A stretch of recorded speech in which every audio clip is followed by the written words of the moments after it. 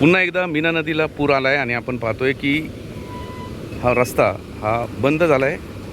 नारायणगावला ही दुसरी वेळ आहे पूर येण्याची आणि आपण पाहतोय पुन्हा एकदा नेवकर पूल बंद करण्यात आला आहे। मागच्या व्हिडिओमध्ये आपण सांगितलं होतं की मेहेर पुलामध्ये जी मागच्या पुरात वाहून आलेली झाडं होती ती अडकलेली होती, त्याच्यामुळे पूल धोकादायक स्थितीत आहे। कारण 75 वर्ष त्या पुलाला झालेत।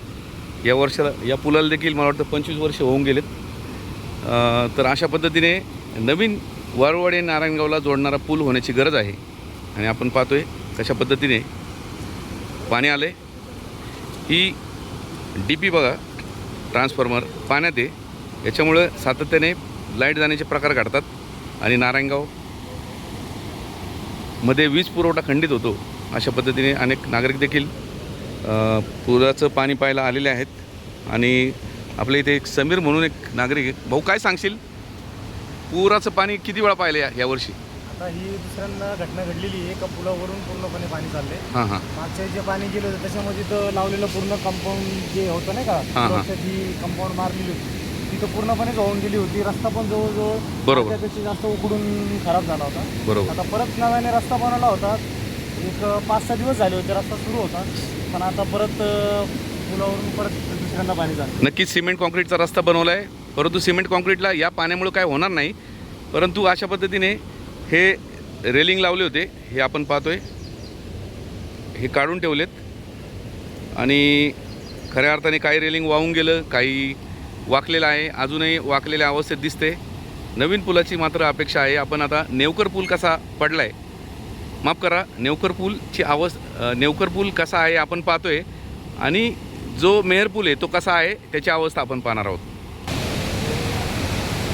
आपण आता हरिस्वामी मंदिराजवळ आलेलो आहोत आणि आपण पाहतोय की कशा पद्धतीने या मीना नदीला पूर आला आहे।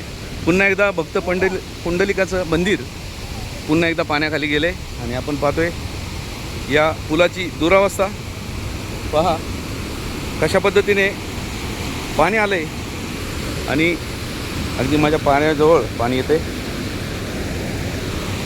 हा आहे मेहर पूल आणि मेहर पुलावर यापूर्वी आपण मागच्याच आठवड्यात एक व्हिडिओ बनवला होता। एक झाड मोठ्या प्रमाणात वाहून आलं होतं आणि कशा पद्धतीने ते झाड हलते आपण झूम करून बघू शकतोय। अतिशय बेकार परिस्थिती आणि असंच जर राहिलं तर 75 वर्षाचा हा पूल नक्कीच पडण्याची शक्यता आहे। हे बघा, हा 1951 साली बांधलेला हा मेहर पूल माझ्या पाण्यात फुटत पाणी गेलं। हे पहा, पुलावरून पाणी चालले।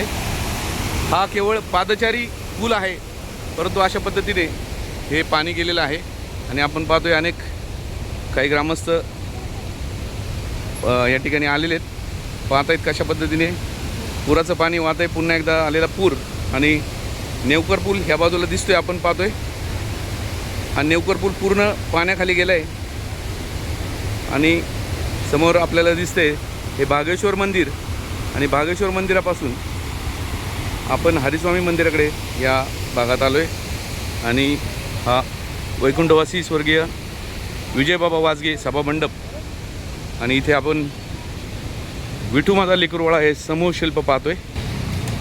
हे समूह शिल्प विठू माझा लेकरवाळा आत्ताच आषाढी एकादशी झाली, या ठिकाणी मोठ्या प्रमाणात ग्रामपंचायतच्या वतीने उत्सव साजरा झाला। खिचडी वाटप करण्यात आलं, फराळ वाटप करण्यात आलं, मात्र हार काही काढलेला नाही आहे। असो, अशा पद्धतीने आपण पुन्हा एकदा मीना नदीचं पाणी पाहतोय। धन्यवाद।